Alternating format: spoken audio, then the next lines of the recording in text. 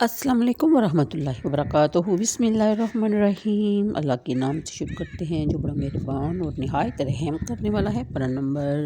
22 سورہ سبا کی آیت نمبر 35 سے شروع کریں گے، جس میں ہے کہ قل ان ربی یبسط الرزق لمن یشاء، یعنی کہ تم فرماؤ بے شک میرا رب رزق وسیع کرتا ہے جس کے لیے چاہے اور تنگی فرماتا ہے، لیکن بہت لوگ نہیں جانتے اور تمہارے مال اور تمہاری اولاد میں اس قابل نہیں کہ تمہیں ہمارے قریب تک پہنچائیں مگر وہ جو ایمان لائے۔ اس آیت کے مطابق یعنی جب دنیا میں ہم خوشحال ہیں تو ہمارے اعمال و افعال اللہ تعالیٰ کو پسند ہوں گے، اور ایسا ہوا تو آخرت میں عذاب نہیں ہوگا، اور اللہ تعالیٰ نے ان کے اس خیال باطل کو ابطال فرما دیا کہ ثواب آخرت کو معیشت دنیا پر قیاس کرنا غلط ہے۔ پھر بیان فرمایا جاتا ہے کہ بدطریق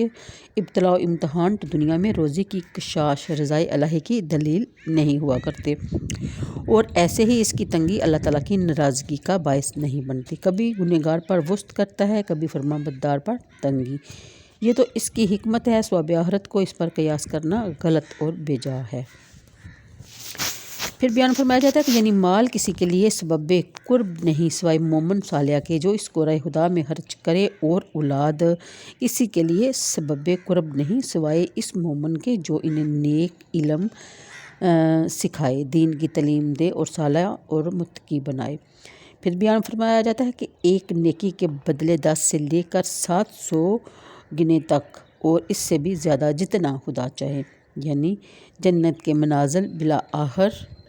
یعنی اور جو چیز تم اللہ کی راہ میں خرچ کرو اس کے بدلے وہ دے گا، اور سب سے بہتر رزق دینے والا ہے۔ اگلی آیت کے مطابق کہ وہ ضرور عذاب میں لا ڈالے جائیں گے، یعنی وہ قرآن کریم پر زبان تن کھولتے ہیں اور یہ گمان کرتے ہیں کہ اپنی ان باطل کارروائیوں سے وہ لوگوں کو ایمان لانے سے روک دیں گے، اور ان کا یہ مکر اسلام کے حق میں چل جائے گا، وہ ہمارے عذاب سے بچ رہیں گے، کیونکہ ان کا اعتقاد یہ ہے کہ مرنے کے بعد اٹھنا ہی نہیں ہے، تو عذاب ثواب کیسا، یہ ان کا ہم خیالی ہے اور ایسا ہونے والا نہیں۔ اگلی آیت کے مطابق کہ تم اور ان کی مکاریاں انہیں کچھ کام نہ آئیں گی دنیا یا آخرت میں۔ بخاری و مسلم حدیث میں ہے کہ اللہ تعالیٰ فرماتا ہے خرچ کرو تم پر خرچ کیا جائے گا۔ دوسری حدیث میں ہے کہ صدقے سے مال کم نہیں ہوتا، معاف کرنے والے سے عزت بڑھتی ہے، تواضع ہے مرتبہ بلند ہوتے ہیں، کیونکہ اس کے سوا جو کوئی کسی کو دیتا ہے، ہوا وہ بادشاہ لشکر کو یا آقا غلام کو یا صاحب خانہ اپنے عیال کو، وہ اللہ تعالیٰ کی پیدا کی ہوئی ہیں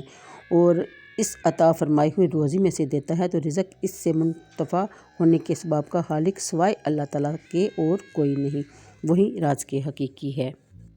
اگلی آیت کے مطابق پھر فرشتوں سے فرمایا جائے گا کیا یہ تمہیں پوچھتے تھے، اور وہ عرض کریں گے کہ پاکی ہے تجھ کو، تو ہمارا دوست ہے نہ کہ وہ۔ پھر جنوں سے سوال کیا جائے گا ان میں اکثر ان پر یقین لاتے تھے، تو آج تم ایک دوسرے کے بھلے برے کا کچھ اختیار نہیں رکھتے۔ یعنی جب فرشتوں سے سوال کیا جائے گا تو یا جنوں سے، تو وہ بولیں گے کہ یعنی ہماری ان سے کوئی دوستی نہیں، تو ہم کس طرح ان کے پوجنے سے راضی ہو سکتے تھے، ہم اس سے بری ہیں۔ یعنی شیاطین کو ان کی اطاعت کے لیے غیر خدا کو پوجتے تھے یہ، اور جھوٹے معبود اپنے پجاریوں کو کچھ نفع یا نقصان نہیں پہنچا سکیں گے۔ یعنی آیات قرآن زبان سید عالم صلی اللہ علیہ وسلم سے حضرت سید عالم صلی اللہ علیہ وسلم کی نسبت یہ فرمایا گیا۔ آیت نمبر 42 کے مطابق کہ اور جب ان پر ہماری روشن آیتیں پڑھی جاتی تھی تو کہتے تھے یہ تو نہیں مگر ایک مرد کو تمہیں روکنا چاہتے ہیں تمہارے باپ دادا کے معبودوں سے، یعنی نبی کریم صلی اللہ علیہ وسلم کے بارے میں کافروں کا یہ گمان تھا۔ پھر بیان فرمایا جاتا ہے کہ یعنی پہلی امتوں نے مثل قریش کے رسولوں کی تکذیب کی اور ان کو کھلا جادوگر قرار دیا،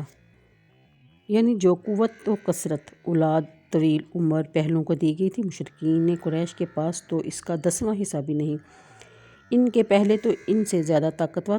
اور قوت اور مال اور دولت میں 10 گنا زیادہ تھے۔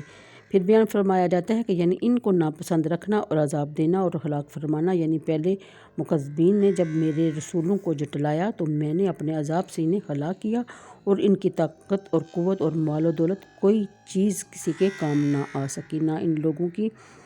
یعنی کہ ان لوگوں کی پھر کیا حقیقت ہے، انہیں رب سے ڈرنا چاہیے۔ تو آج کے لیے اتنا ہی، مجھے دیجیے اجازت، دعاؤں میں یاد رکھیے، اللہ حافظ۔